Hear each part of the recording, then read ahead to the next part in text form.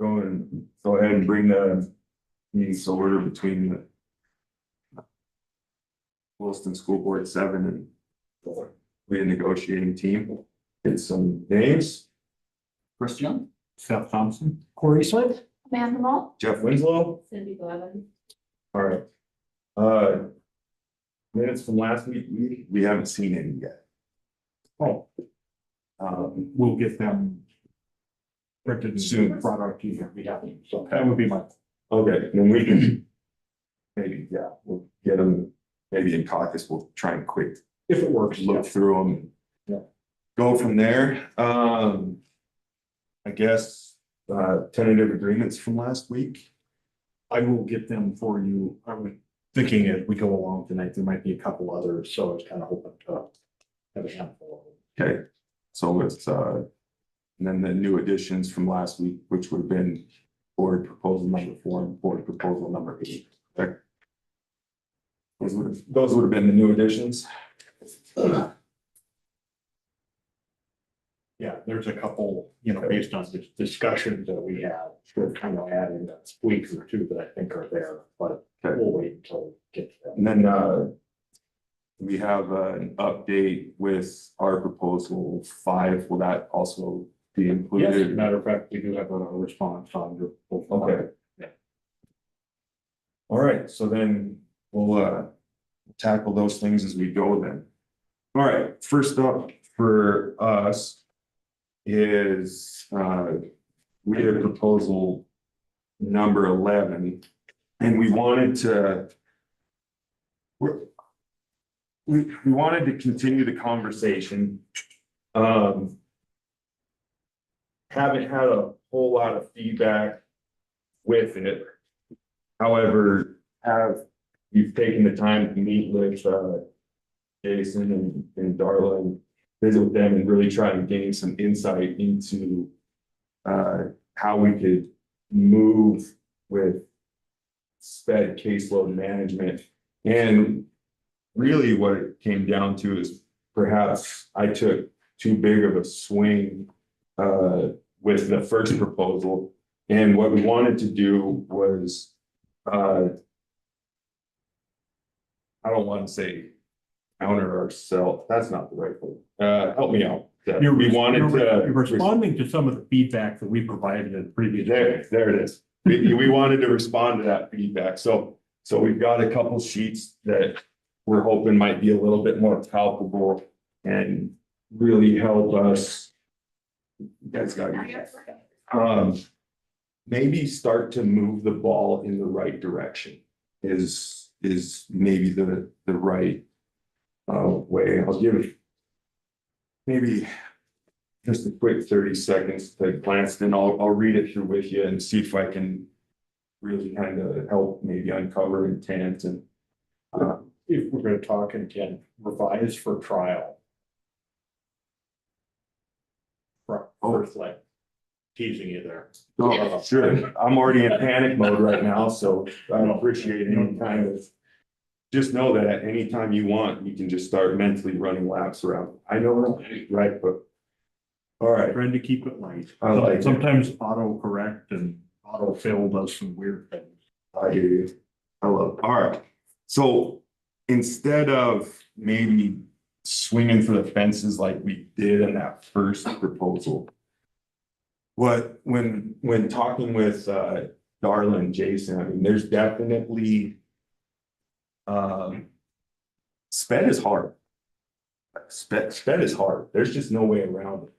And I know Miss Wheeler, who's on the board, I'm sure she talks to you guys a lot about sped and the challenges that sped has. And so we want to do this right too. I read an article in the Grand Forks Herald. Looks like Grand Forks School District has started a pilot program that's really centered around data collection and then caseload management. That's a big thing, especially when we start talking burnout and retention within that field. So anyways, here's what we've got. chime in at any time. We want to try and see if we can't follow suit with Grand Forks and put together a pilot committee for SPED caseload management and ultimately implementation. So, again, to support the equitable distribution workload, improve retention for special educators, and ensure compliance with special education laws and best practices, the district and the association agreed to pilot a special education caseload management and implementation committee during the 25-26 school year. So we're looking at next year. Let's see if we can set up a pilot program. The people that we would hope to see on this committee would be a representative from the district, 2 SPED representatives appointed by WIA, a WILMAC representative, a building level administrator, and a general education teacher that is familiar with inclusive practices. That, right? It would, right there, we could come to mind thinking of some general educators that probably wouldn't best fall into that avenue. Real quick. Yep. Well, would you rather I hold questions till the end or hit them as we're going? Let's get them at the end. If you're okay with that. No, that's totally fine. So here's what we're looking at. The pilot duration and the scope. The committee will operate on a trial basis for the school year 25-26. We'll meet at least 4 times. We're hoping for once a quarter. Figured, you know, we don't want all 4 meetings to be in June, right? That's kind of what we're not wanting to get to. So once a quarter, 4 times throughout the year. The goal is to review special education caseloads across the buildings and programs. The committee will also monitor workload trends, including testing, evaluations, IEPs, behavior planning, and paperwork. They will be able to respond to educator-initiated caseload concerns. So if our special educators have concerns with caseload, that's something that they can take to the committee. The committee can look at those things in real time and be able to offer their input as a committee. They can, recommend interventions such as redistribution of student assignments. If they need to maneuver students from maybe one caseload manager to another to better suit the teachers and the students to find a better situation for those kids, that committee can do that.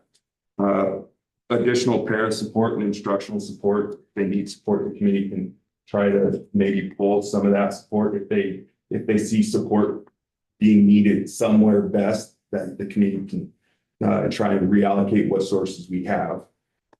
And then, like, if there's temporary duty adjustments, if the committee needs to be able to help reassign or move teachers into a better situation, that committee can do that.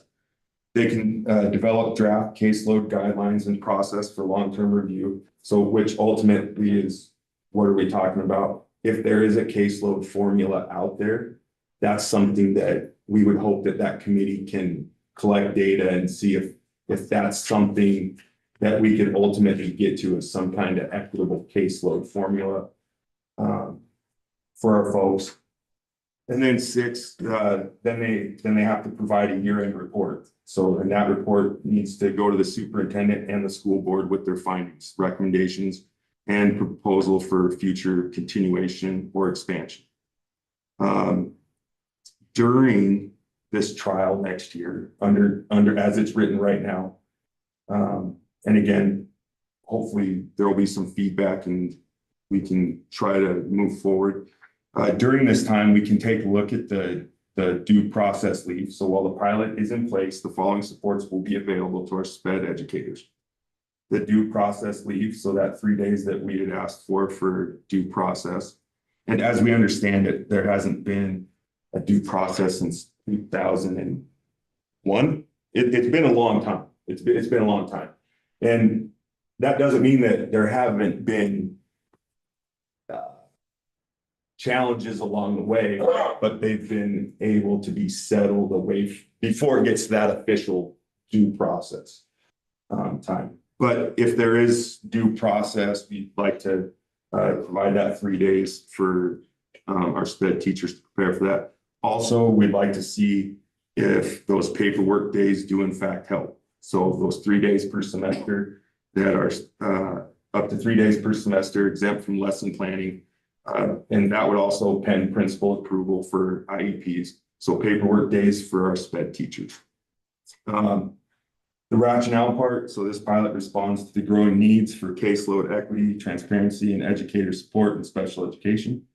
While the district has not seen formal due process claims in recent years, internal complaints and stress indicators are still increasing.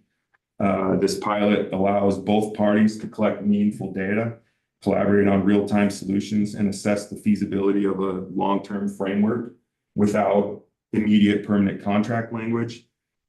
And then for review and renewal, we thought it would be important to have some kind of scope there. So at the conclusion of next year, the 25-26 year, the committee will provide a report and a recommendation on whether to discontinue the committee and the program turned out to just be a horrible thing for us that was not beneficial.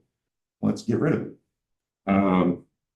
If it turns out that they still need more data, they need more research, they need more time, then we still have an opportunity to extend the pilot into the next school year. And then if it becomes something that is just beneficial for everyone, then during the next transition to a permanent committee language in the next negotiated. So on the next cycle, if it's something that's if everyone feels that this is a good direction for us to go, then our hope is that maybe it can be put in the negotiated agreement. All right. We'll try to do our best to answer questions. Thank you. No, I appreciate the thought that's been put in this. I apologize for the life there. I know bad time. You're all right. So, just some initial questions that I wrote down to make sure that I'm understanding right away. On the front page, with respect to the composition, I see that, there's only one of these that's identified as, being appointed by Leah. What would, under your proposal then, would the one representative from the district be appointed by the district? I mean, correct. And I don't want to jump out on a limb. Right now, Darla's thinking the last thing she wants to be is on another committee. But we would assume that would probably be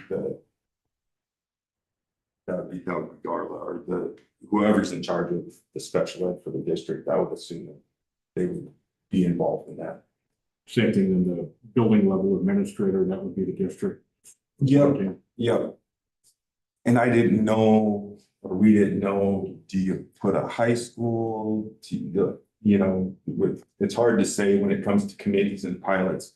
Not many people come running and jumping to volunteer for things.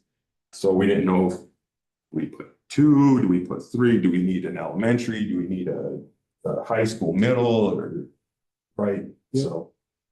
So we just figured if we could get one building level administrator, that'd be a big win. And then the general education teacher by the district. Sure. Okay. Yep. What? That's a quick question in the same section, so. Yeah. Back to Grand Forks, do you know if they had any sort of school board membership on that committee at all that they had formed?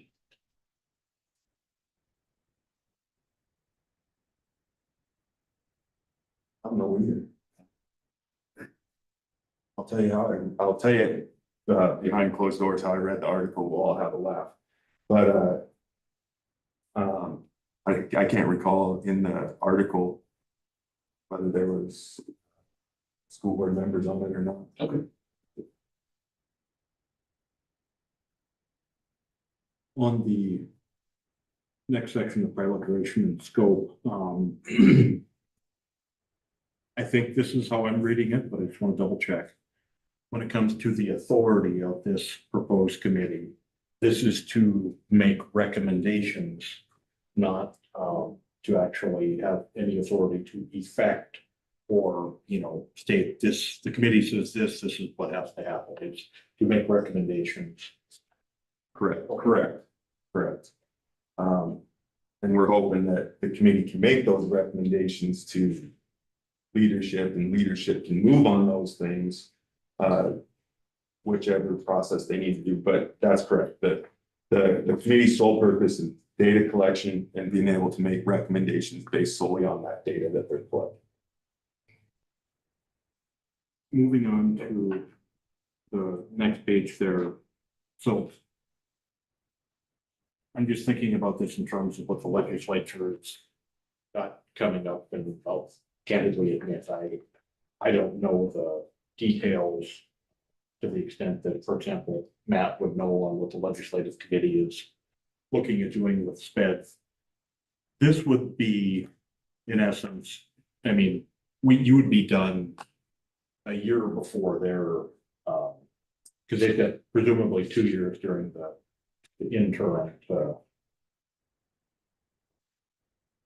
But I think I see what you're saying, like our pilot could be done as it's written next year, potentially, while they're still in a 2-year data collection window. Right. We were hoping that we could provide that flexibility, and we didn't want to lock the board or the district into anything that long-term that may have, if there's something in here that we haven't foreseen, we didn't want to lock in to some long-term process, because if it turns out that the whole thing's garbage and we don't like it and it's not helping our kids or our teachers, we wanted to be able to provide that way out. Also, in the review and the renewal, we're hoping that maybe, if it's serving its purpose, then we still have that opportunity to say, hey, we can continue the pilot and data collection, and then hopefully it leads to eventually long-term being able to be a good support for all of our SPED folks. With respect to the due process leave, the up to 3 days of professional leave per case. Again, I think this is, I'm not trying to overread into it, but we're talking about a due process case that actually moves forward, involves, time from that educator there and all of that.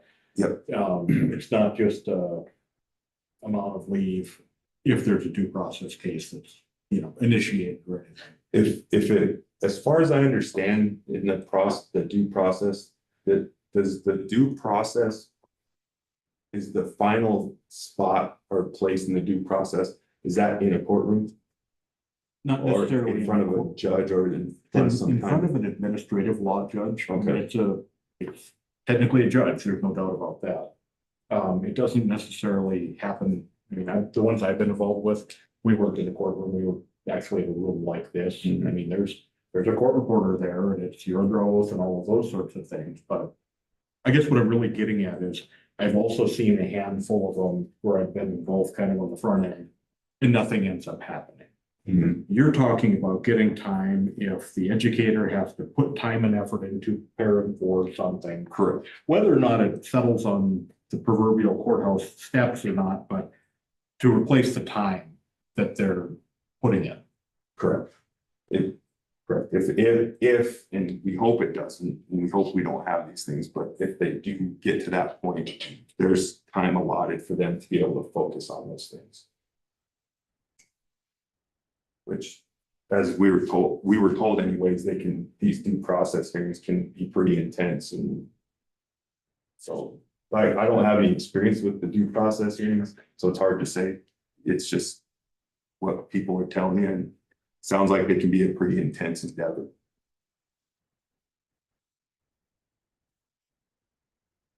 The report. This would be a report by the committee.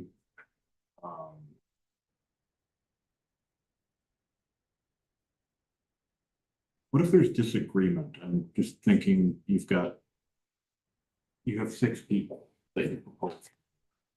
I'm assuming then if there's disagreement that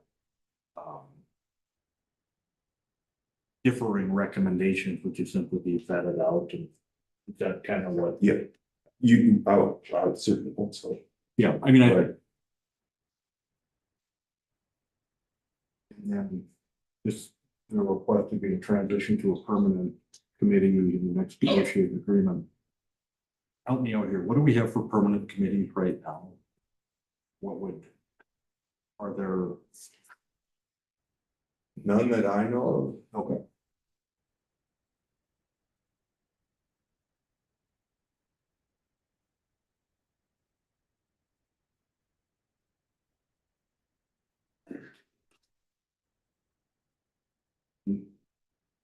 Also, one of the hopes too is that maybe this committee will also be able to tie in with Grand Forks, who's, looks like they're about a year, 2 years ahead of us on what they're finding with caseload management, and we'll be able to learn from them as well, and then maybe we'll even be able to, and I don't know how things work in Bismarck when they're doing these studies that they're gonna have going on, but what a cool opportunity if we could somehow be a part of that as well. But hopefully we could get a committee together that ultimately be able to take a look at caseload management and bring some meaningful data back to the district that can help us just move forward.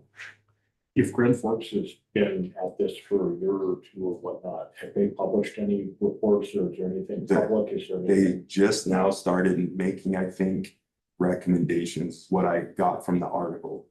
But they haven't really made anything public, so I don't know if it's, they're sitting on their data, keeping it for. You Just got it up? really quickly, no, I Oh. did not, from looking at their meetings, see any school board member involvement on their committee. They do have all their meeting minutes available for that committee online, on their website for review. So just to give you some feedback on that question earlier. I don't see any involvement. If, yeah, then maybe we can get that article too from the Grand Forks Herald. And that's kind of what we're going off of. I didn't have the money to pay for the subscription, so I took a bunch of screenshots, but anyway, so that's our pivot, I guess. Maybe if we can just get to a committee or get some folks together, we can start trying to look for a way forward. Find the best, most meaningful data that helps our district. And like I said, if it ends up being a flop, then we've got a way out. And if it ends up to be good, which we hope it ends up to be a good thing long term, then hopefully we have things in place that can facilitate. Are you proposing this in somewhat of a memorandum of understanding type language, since it kind of states your transition to permanent committee language in the next negotiated agreements, or this more like a temporary MOU, similar to what was discussed on your proposal number 5? Was the professional development.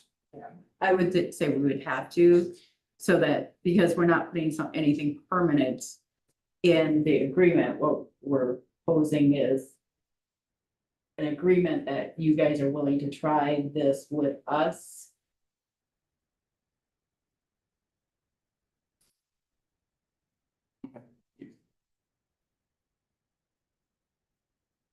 All right. Just thinking out loud.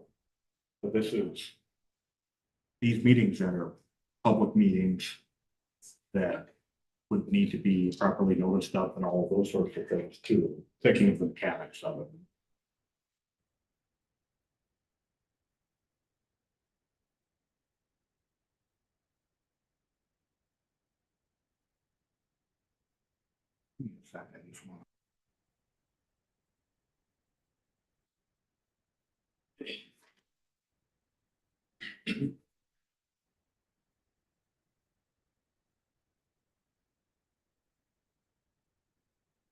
Are there any other districts, aside from Grand Forks, that have rolled out, started something like this that we can also look to for experiences and, anything like that?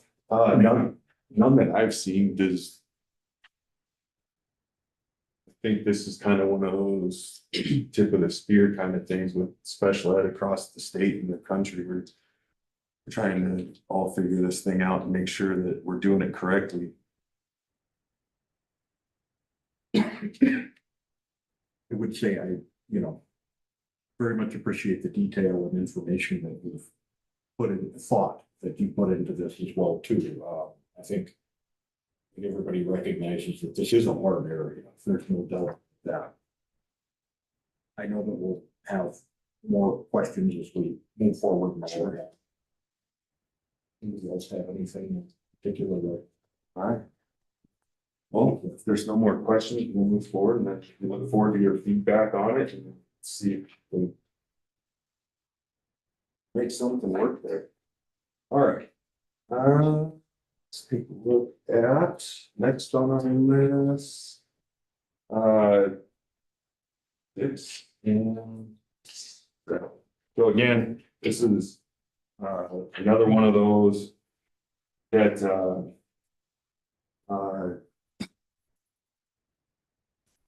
on our first proposal with we have proposal 6 and 7 that really was our voice and choice proposal, and then we also had our version of liquidated damages in 7.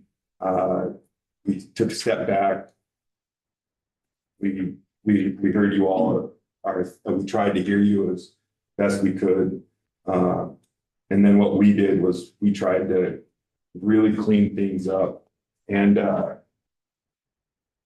what we're hoping is something that might make a little more sense, and still be able to take care of our folks. So we've got like 20 to 30 seconds to glance that over.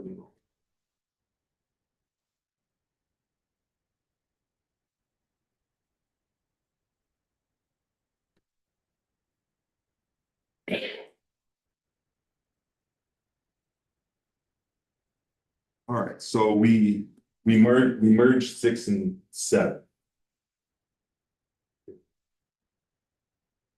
And our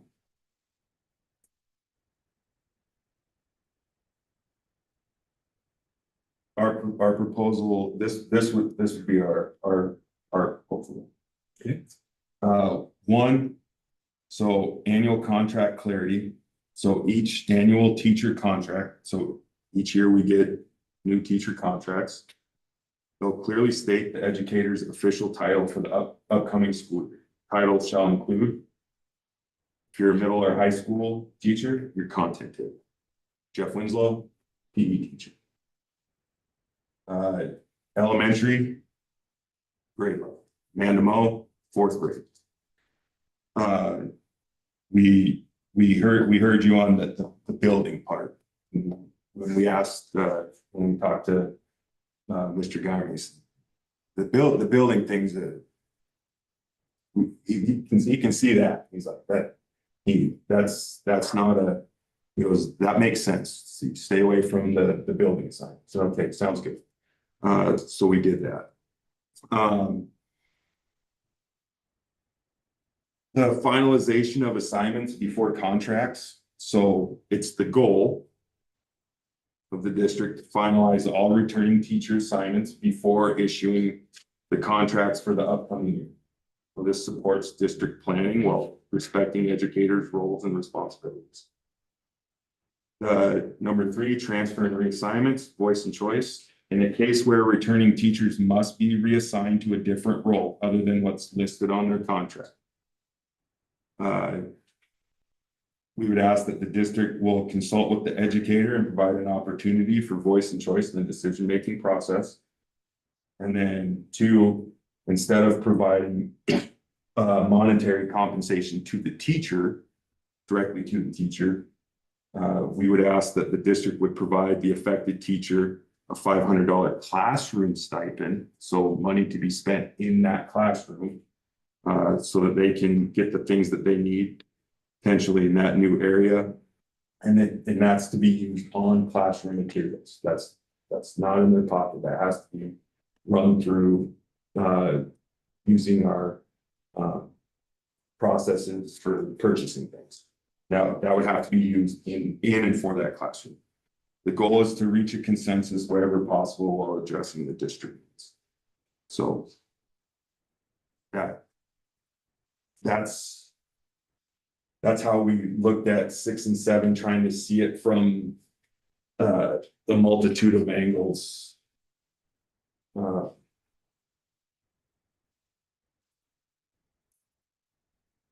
Question for you on number 2. Again, this is again kind of a process question. This talks about, it's the goal of the district to finalize all returning teacher assignments before issuing contracts for the upcoming year. When does that typically happen? Is that typically happening, ahead of and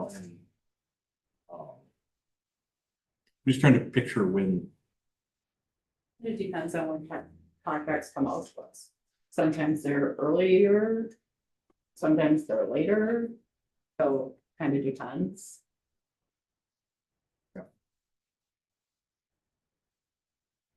Typically, probably around the first part of May, if we're not in a contract year. No, really, haven't they, like March? Yeah, Last year they were in March. yeah, we've been given like done before like spring break. Yeah, the goal is to get them out as early as possible so they know. Who we got coming back. Yeah. Yep. At that point, so they can come out fairly early, but during a contract year like this, during negotiations, they will come out quite a bit later, so that would be extremely difficult to honor number 2.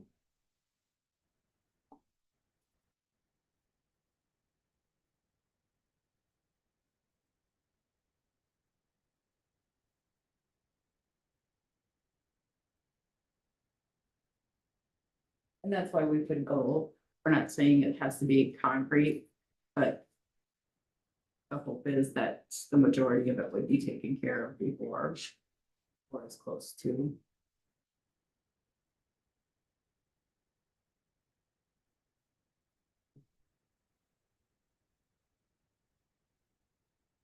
The 3A, the district shall consult with the educator to provide an opportunity for voice and choice. Fully on board and understand we need to talk about this and all of that.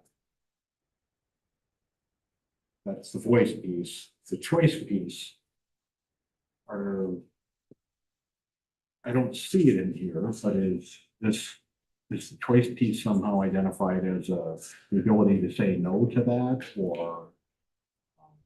No, at the end of the day, the school district has the authority to say, hey, look, while we respect your wishes, you're going here. They ultimately have that authority, and we know that. What we want is hopefully the courtesy of being able to sit down and discuss our options, and B, if there is an option that we would like that's available to us, we'd like to be able to have a chance to exercise that option and be heard on.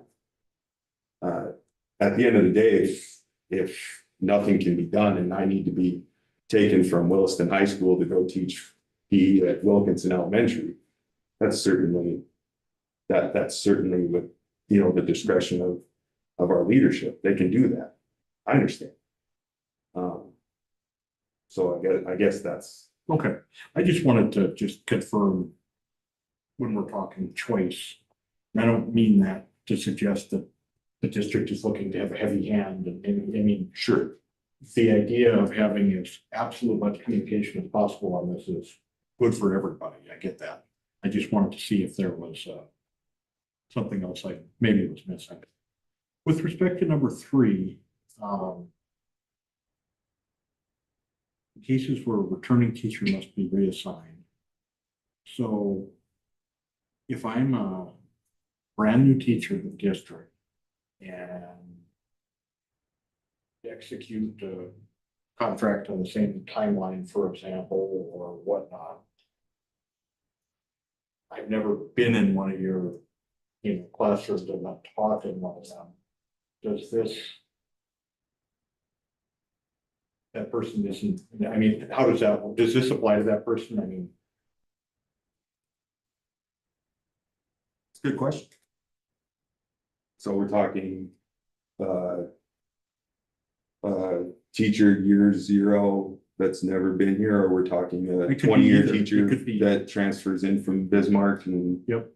But Um, the part of the idea, as I understand it, is if I've kind of got my room where I'm typically set up and I have my stuff, I'm not heavy impacted like other people are. Just want to Sure. make sure. So the intent with 3B, I think that's what we're getting to is 3B, is for the teachers that are pulled maybe from one building to another, or maybe from one classroom to another, that as they move into another classroom, and I know for a lot of this, I'm thinking elementary school teachers mostly, for as much time, energy, and effort as they spend and investing into their classroom, their boards and all those things. That's what we were thinking of. If we're setting up late notice, more times than not, they go from 3rd grade to 4th grade, maybe. Now they've spent 20 years teaching 3rd grade and everything they have says 3rd grade. And now they're at Walmart, on a Friday night, loading up their cart, trying to get anything that says 4th grade. So we're just trying to give them a jump start or some kind of boost that says, hey, look, this isn't maybe the situation that you wanted, but it's the situation we're in. We'll at least help you try and get your classroom started as best we could, is kind of what we were thinking, as opposed to just saying, here's money for you, sorry for your inconvenience. So when you say returning teacher, we're defining that as currently employed with the school district in this example, the 24-25 school year. Would not necessarily apply to Dr. Germanson goes out and hires somebody new for 25-26 with the intent that they're gonna be kindergarten teacher. And they get shuffled Record into- and enrollment numbers dictate that maybe we don't need that many sections of kindergarten, so you're gonna be a 1st grade teacher now, not applicable to that new person for the district, that's the intent. That's I would the say so, because they haven't got that classroom set up yet, they haven't got established yet, and I think what we're looking for is those teachers who are already in a classroom established, and suddenly, and we understand, but suddenly I'm a 6th grade ELA teacher, and now I'm being told I'm gonna teach science, and I have nothing prepared for science, so those things like Jeff was talking about, signage, those types of things. So you're really referencing the teacher that's already been in the building, Correct. not the teacher that after the Right. summer hits, then they can Right. finally move into a classroom. That's how I saw this. It's saying, hey, I've had this classroom for 3 years now. Everything in here is me. Yeah, And the thing with it being things that are bought for the classroom, they're gonna stay with the school district. Yep. It's not like the teachers or should. I can't speak for all teachers, but shouldn't be walking out the door if they move to another district. So it'd be things that plus would be setting up whatever teacher might be coming into that classroom later.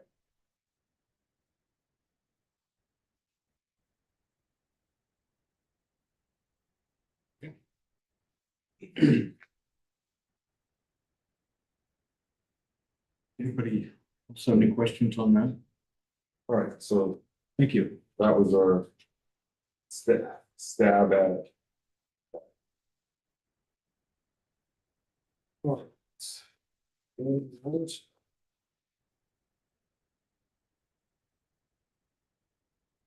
This will be our stab at the USR.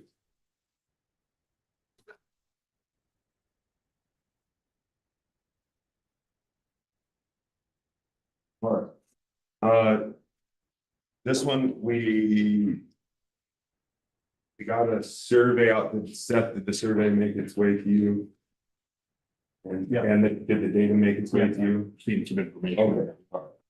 Okay. So we'll let you all marinate on that.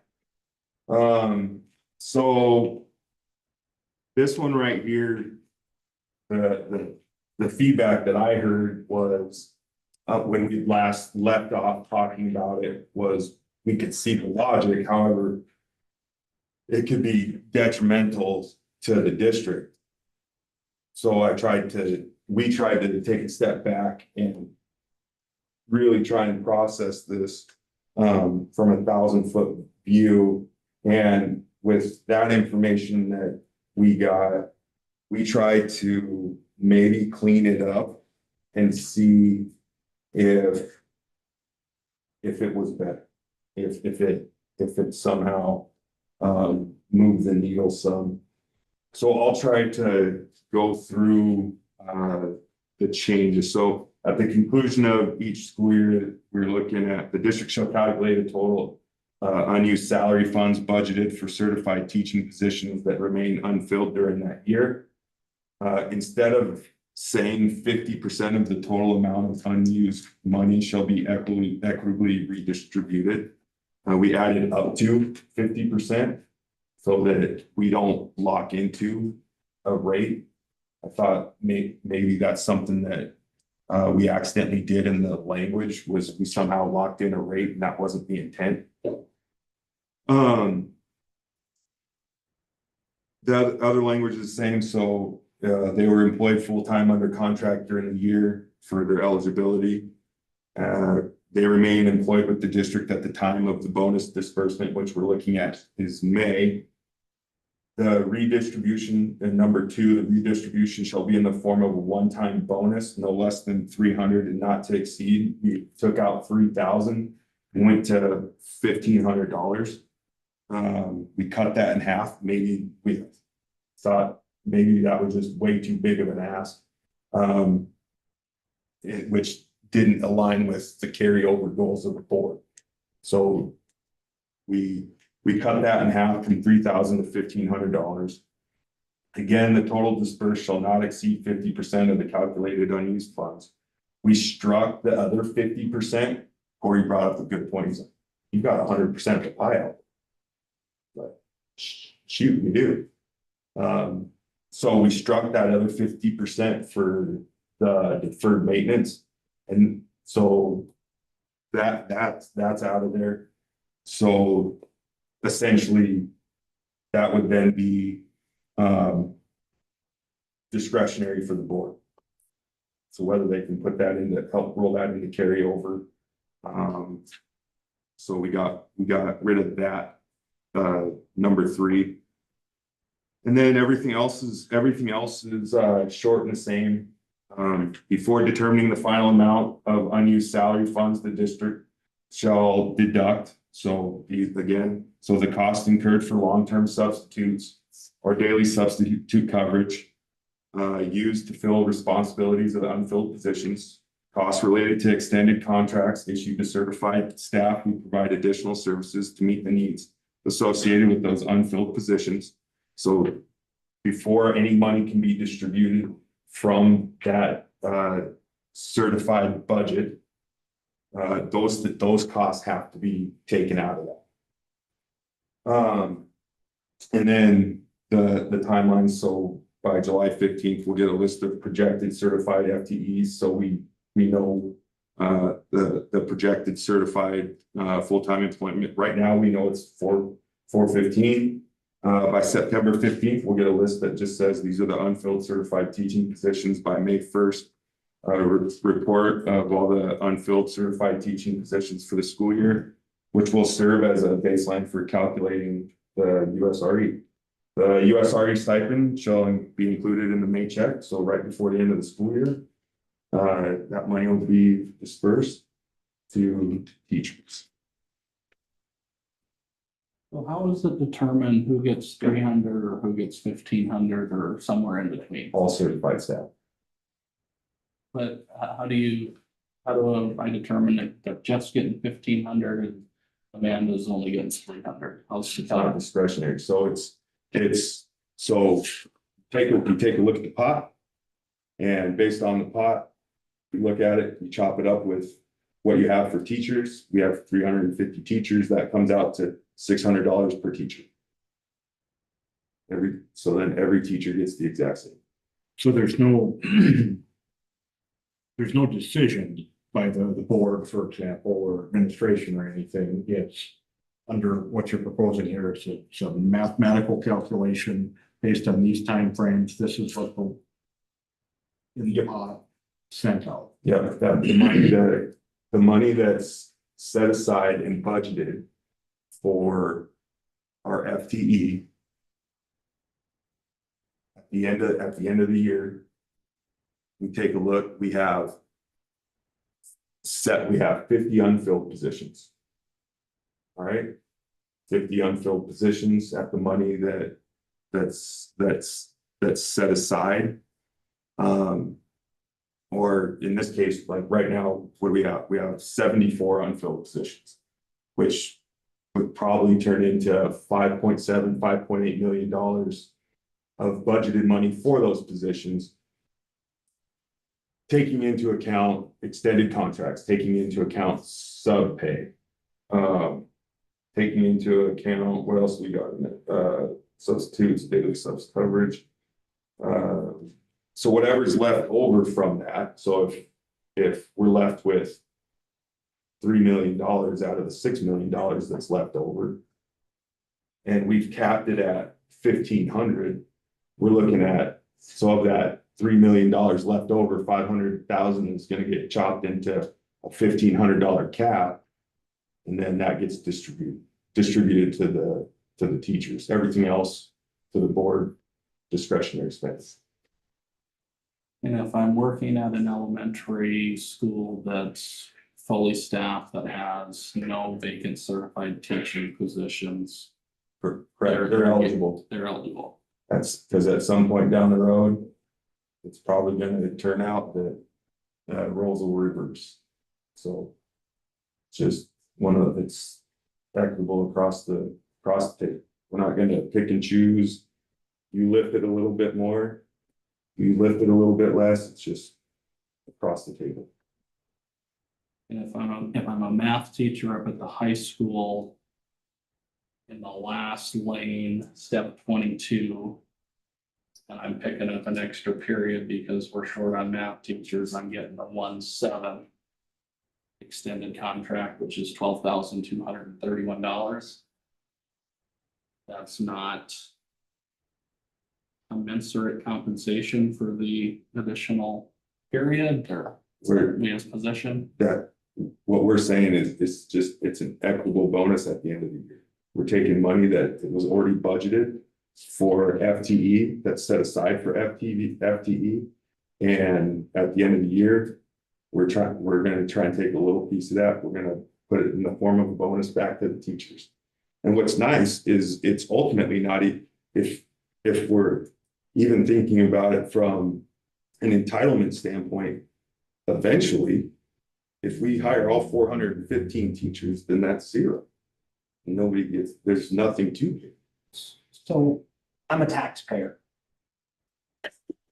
You guys budgeted. You pulled money from me as a taxpayer, property taxes, property tax relief, which is discussed widely within the state. Why would you not redistribute that back to me as a credit towards my next year's taxes?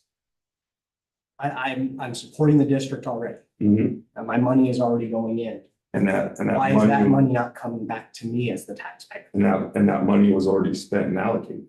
It was allocated, but it wasn't spent. You didn't spend it. The district didn't That spend money, it. that money's allocated for teachers. So let's put it in teachers' hands. But it's allocated for the needs of the district when used. I'm saying I'm a taxpayer Right, as am and I. you've taken the money from my pocket. Right? And The you teachers didn't took have the to money, spend or it. who took the money? The district, you've taken the money, the district said, hey, we're gonna budget for this. So we're gonna put a budget out that says we need this much money for this year's operation. You didn't spend that money. why should I as the taxpayer not get that money?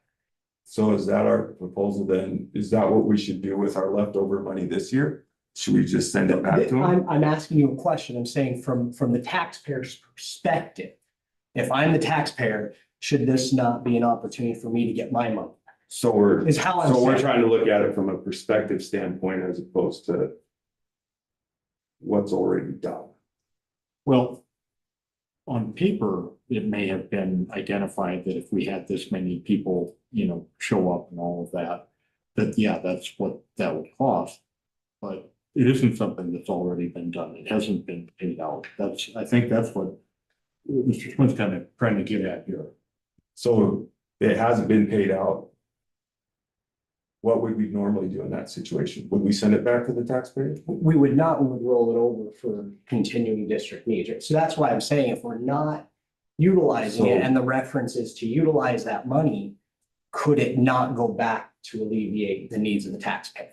That's the perspective I'm trying to give you. I'm not trying to Sure. say, I'm not saying, hey, we should do this, we shouldn't do this. I'm saying from the perspective of a taxpayer, if I'm spending this money, it's coming out of my property taxes, and hey, you didn't use it as a public entity funded by my taxes.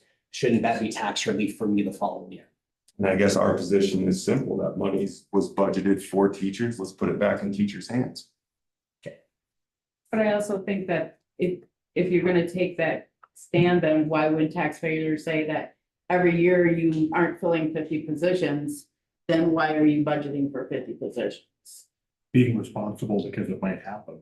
We may Making feel sure that if it does happen, if there were some, access to a load of teachers and all of that, that you'd be in a position to do that as opposed to, saying, we don't have the money to do it, or coming back and trying to adjust this contract. I think that's, And I think the USRE, I mean, when we talked to taxpayers, and I was talking to them last weekend, some of the biggest property tax people in this area. We're talking about what is it that you want? What are the things that you want? I'll talk about the same thing. Transparency, we want to see fiscal transparency, we want to see where the dollars go, right? And then we all want fiscal responsibility. We want to make sure that we're spending it on things that matter. And to my echo chamber of constituents out there, they all says that, yeah, put it in the teacher's pockets, that's fine. And that's how they saw it. Could other people see it differently? Sure. in the questions in the survey. One of the things that strikes me is,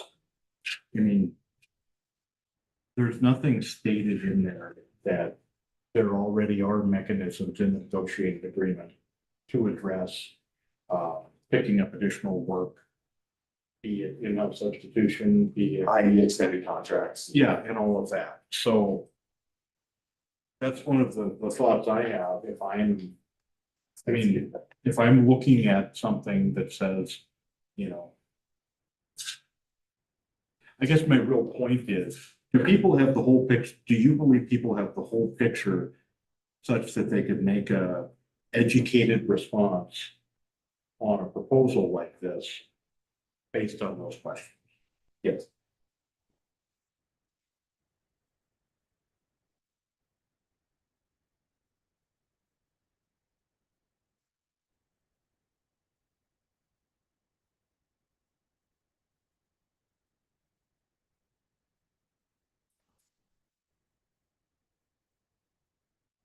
More?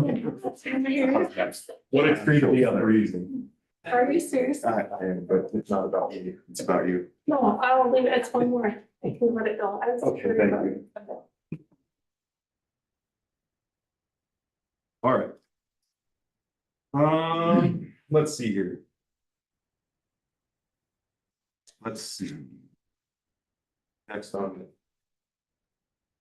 Where were we just at? Number 13, USR, okay. We'll set that off to the side and again, look forward to any feedback that on that, which would be helpful. All right, let's see, board counters or responses when we we're looking at board proposal 6, the weather leave that we recommended, and then the board 7. We countered with the unpaid leave, wanting to get the board policy DEC in there. We were wondering if there were any updates on those two. Say that again if you would. So last week when we countered board proposal number 6, talking about the weather leave, making that note in there, and then also board proposal number 7, which was we just wanted to get board policy DDC implemented into the negotiated agreement. I just wanted to check in with you on those to see if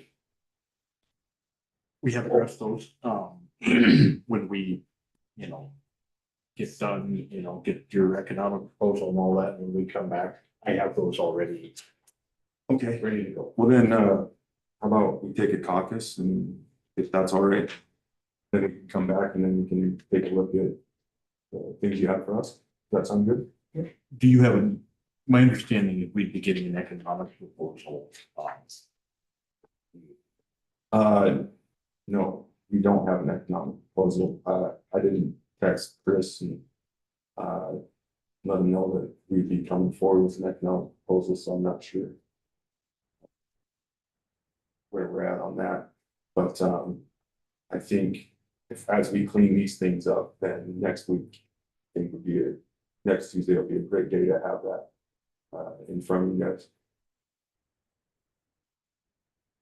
Okay, so what we've gone through is the sum of what you have for us right now. Yep, that's about long and short of what we have, and then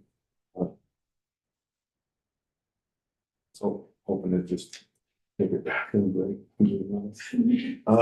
That's why I said we got this. And then we could come back and see if we can look at the board, what was 6 and 7. Take a look and see what you guys have for us. We can break here and I'll go ahead and turn the quarter off. I've got 6:57. Does 10 minutes work, or do we want longer than that? Let's, What do you think? we're gonna go back and talk. Okay. We'll let you know. I mean, Sure.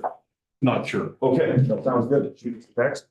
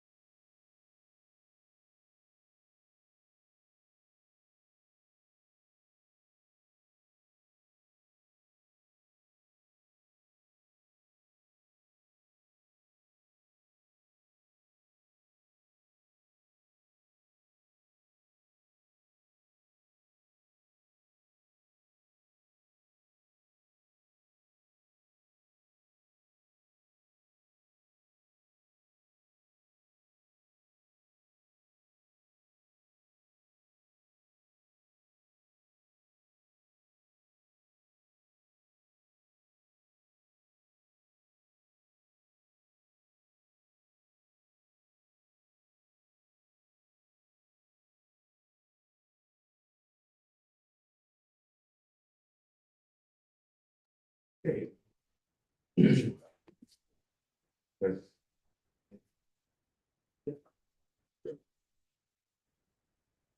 Okay, gonna go ahead and turn the recording on. It is 7:24 and we're back.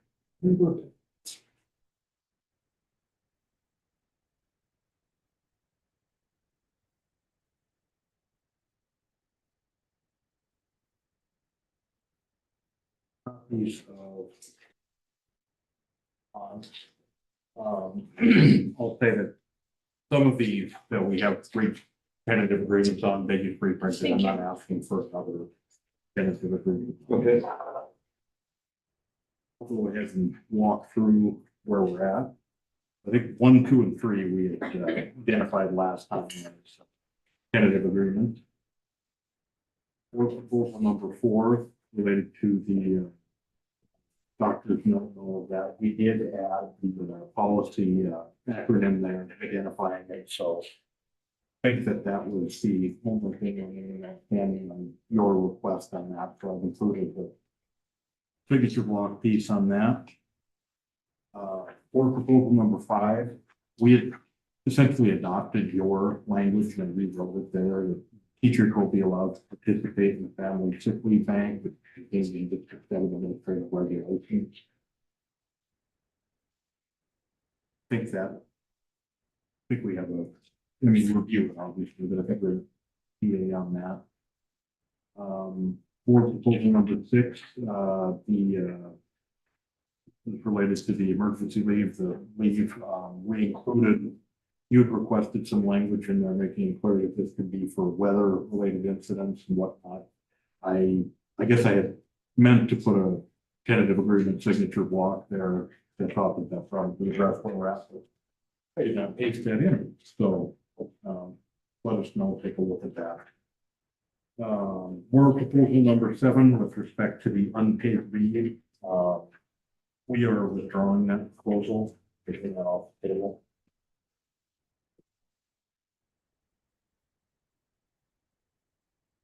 Proposal number 8, we've reached agreement. I believe you discussed it as we've done that in that one. That one would be one I think we can identify.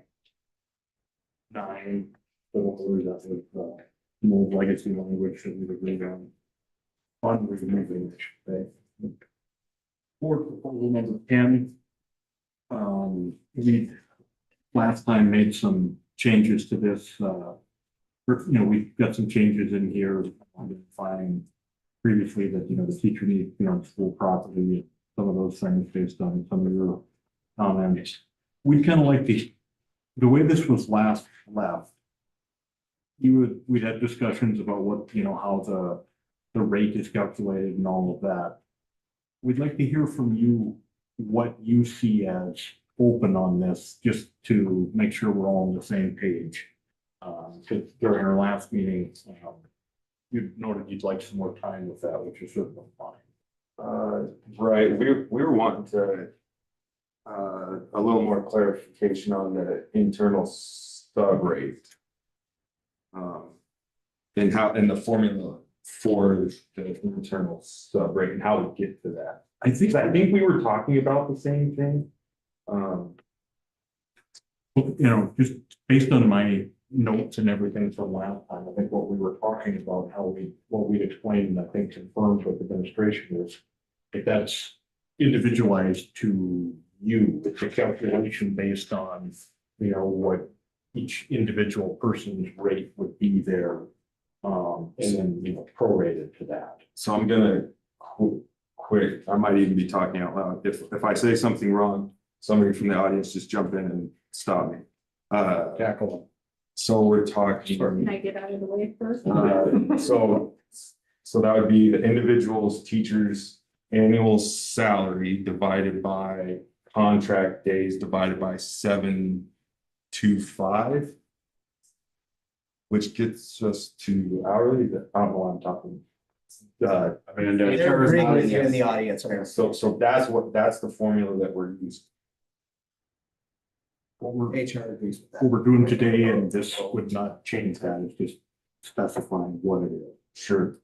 Would it be problematic if we had that formula in there? If you said, hey, call it whatever we want to call it, and then just say, hey, here's the formula we use to find it, to find that. Would that be problematic? Is this, Just for consistency. but is there, That's the number we're using though, right? That's the rate that. yeah, we're not Yeah. proposing a different change in the number. I'm just wondering if. We'll think about it. Okay, And is that for any subbing? If a teacher subs for another teacher, that's for any subbing. that's a good question. Can you direct that to HR, please? I didn't hear the question. That's for any subbing? If you're a certified teacher subbing for another certified teacher, Yeah. yes. And if the teacher has a discrepancy, they can just come to you. Well, they need to start with their building admin because that's usually where those numbers come from. Okay.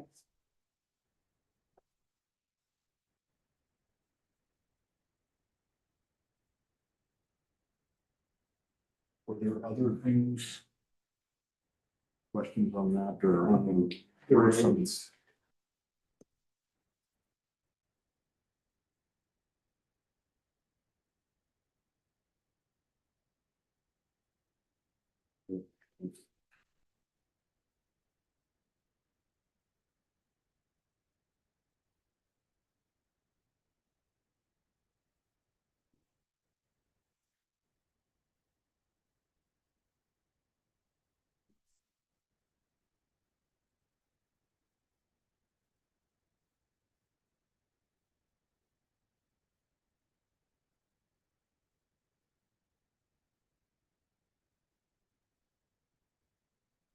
I guess as it relates to the sub rate, no, I think that makes sense. But, so just, I was trying to just rattle my brain around, just making sure what that number was, I guess.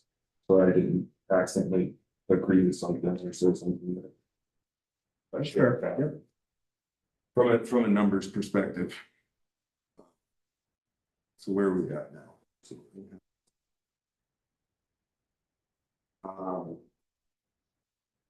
yeah, it's not the next page for my notes.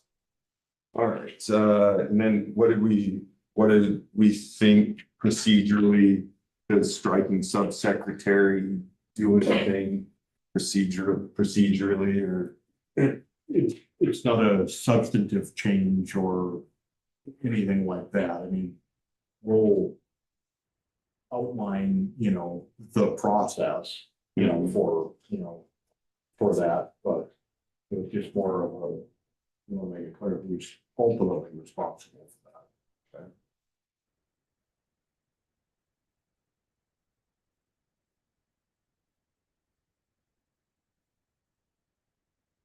All right, I think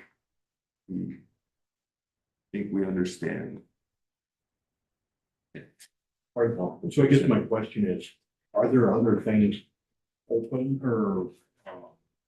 Well, I mean, as I look at 10, that's a good question. And I guess maybe this is where we can actually start, I guess, negotiating, if you will, is. So as we look at 10, we've agreed to some things on 10, other things on 10 that we've either said no to or that we just aren't overly excited about. Maybe that can be something 2 years down or on the next cycle. Maybe we could revisit that. Really what I'm asking. If you're not prepared to do that right now, that's fine. Sure. I'm just trying to figure out, what are the things that you're not in agreement with or don't like or hesitant with and all that? That's what I have.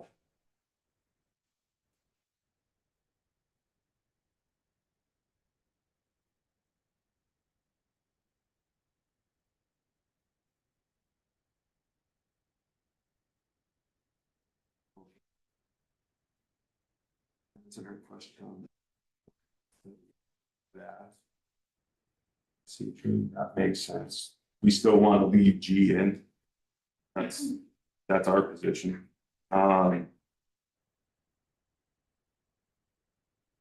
We've got student contact time. The clause at the bottom, I don't know if that's a can of worms we really want to get into, so we don't like the clause on the bottom. And that pretty much summed up 10, I think, in a nutshell. Is there anything on that? Oh, I think that was. Cindy, am I missing anything on 10 that we talked about? Okay. That's how we see 10. Follow up then on the very last sentence there. Can I just make a spelling thing at the top of the second page? You have 1/7 FH versus TH.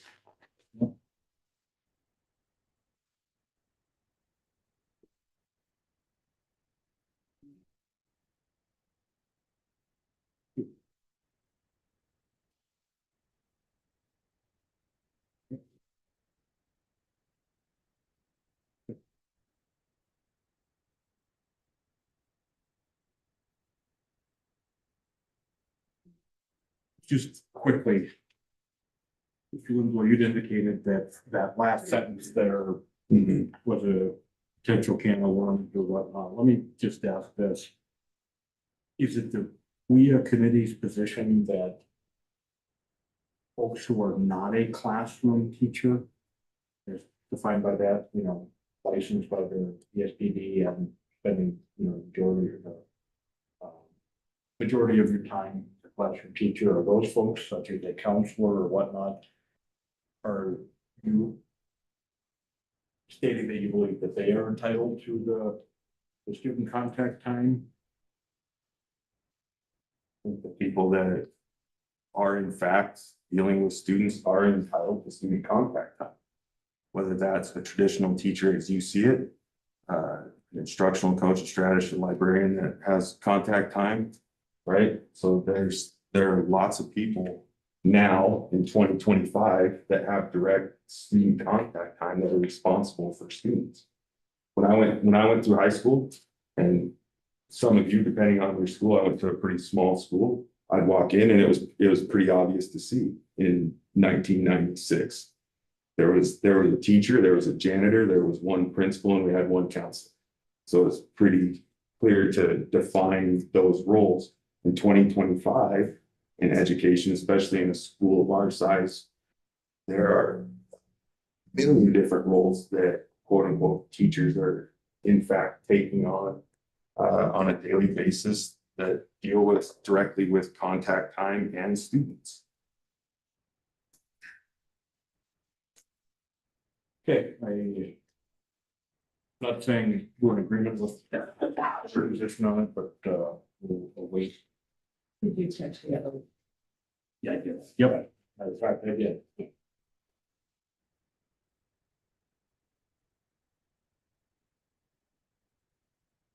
11, and it's open.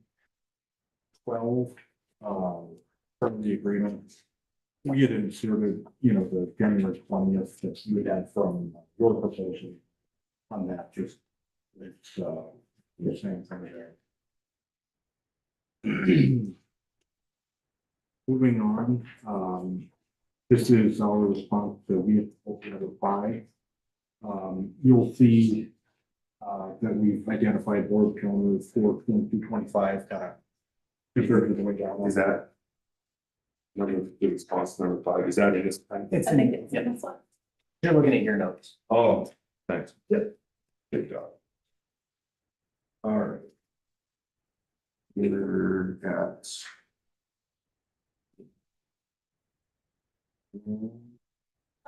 All right, good stuff. All right, sorry about that. No problem. This is, we've modified a little bit from what we had up above. Here, we want to go ahead and read through that. This reflects administration's, kind of thinking through and, getting down to the nuts and bolts on how is this gonna, how could this work and all of that. So we've got some more detail on that. We think it's pretty good. If you look and read that. And trying to address, hopefully getting this implemented for this coming year, no question last year.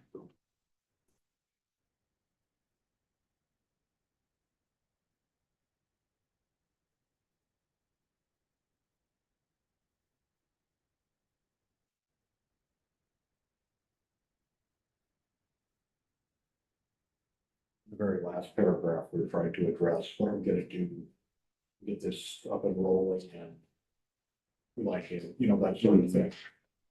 We identified it as, you know, could be extended or for an additional year. We'd have to update the dates and all of that. And we'd ultimately, you know.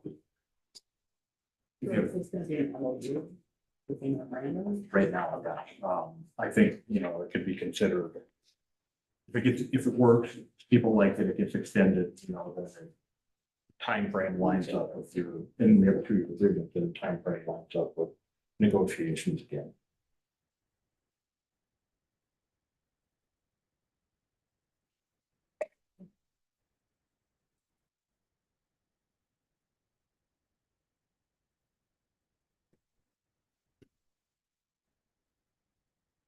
Not asking you to sign off on this right now, just, Oh, no, I'm just highlighting that's good. and if you have a question, by all means, let us know. Sure. And then again, if it can't, for, you know, whatever reason, can't be rolled out this year, then the following year, it'll be rolled out. 1 year trial.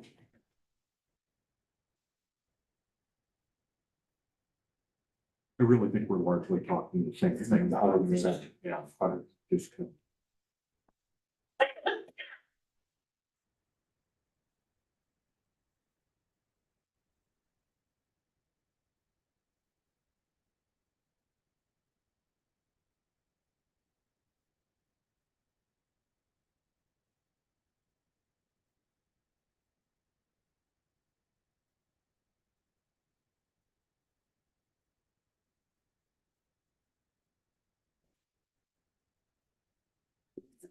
So you have a question?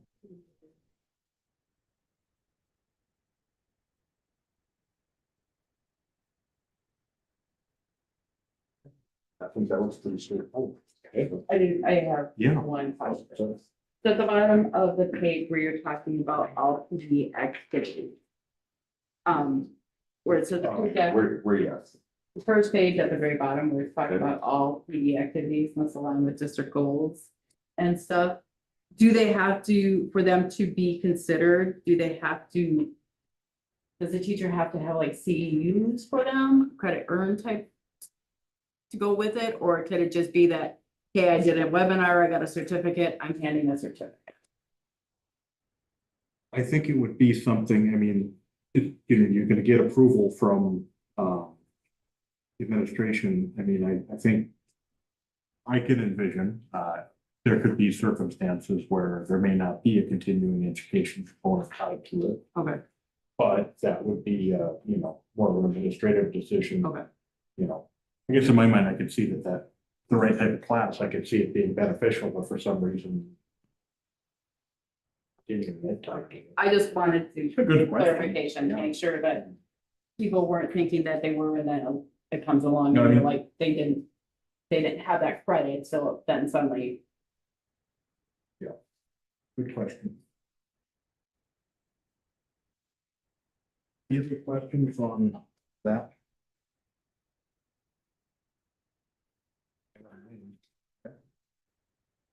I think I'll start with take us to where we're at. We do need to hit economics next week. We need to. We got a number of economic pieces on the table already. We really got to dive into that. So getting this done, maybe 13, by May 13. And Just the goal. We'll get there. We'll get there. We'll have a proposal next week.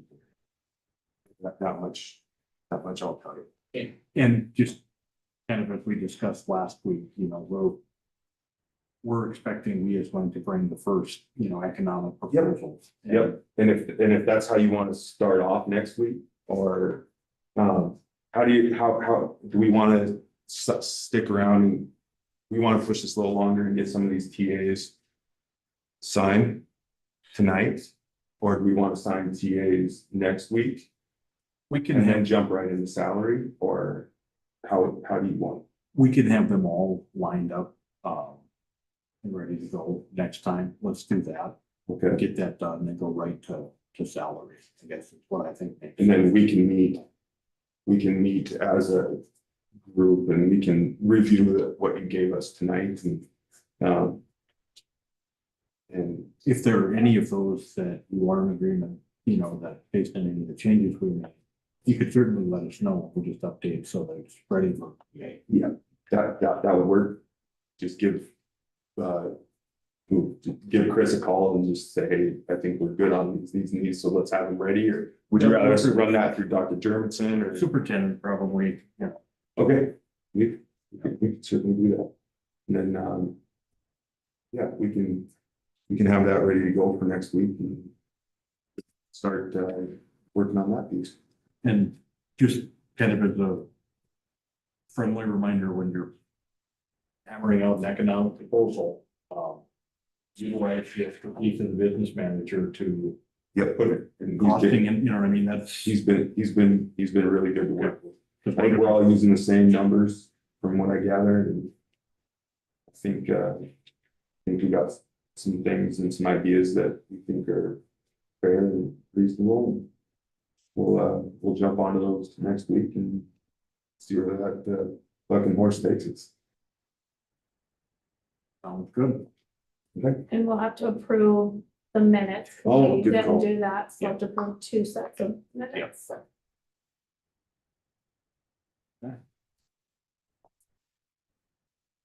All right.